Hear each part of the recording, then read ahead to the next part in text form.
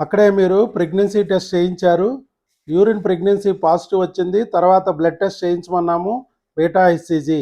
అక్కడ దగ్గరలో blood test చేయించారు, అది 12,000 వచ్చింది.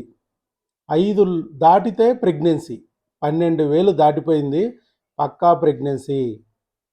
తర్వాత ఇది గర్భసంచిలో వచ్చిందా ట్యూబ్లో వచ్చిందా తెలుసుకోవడానికి మరలా అక్కడ స్కాన్ తీయించుకోమన్నాము. స్కాన్ తీయించుకుంటే intrauterine pregnancy, small gestational sac seen అని ఇక్కడ ఇచ్చారు.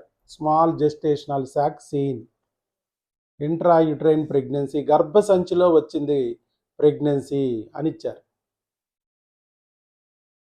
ఇదిగో కాబట్టి ప్రెగ్నెన్సీ కన్ఫామ్. 2 ట్యూబులు మూసుకుపోయి ఉన్న మందులతో ఓపెన్ చేసాం. అలాగే ఫైబ్రాయిడ్స్ ఉన్నా కూడా ఎలాంటి ఆపరేషన్ లేకోకుండా ప్రెగ్నెన్సీ తెప్పించాం. ట్యూబులు బ్లాక్ ఉంది, హైడ్రోసాల్ఫింగ్స్ ఉంది, అది ఇన్ఫెక్షన్ ద్వారా వస్తుందని గమనించి దానికి సంబంధించిన మందులతో భర్తకి భార్యకి మందులు వాడిచ్చి 2 నెలల్లో ట్యూబులు ఓపెన్ చేసి ప్రెగ్నెన్సీ న్యాచురల్గా తెప్పించాం. అలాగే ఫైబ్రాయిడ్ అనేది హార్మోన్లు సెగ లేదా క్రిముల పొగ, ఈ రెండింటి వల్ల ఫైబ్రాయిడ్లు గెడ్డలు వస్తాయి గర్భసంచిలో.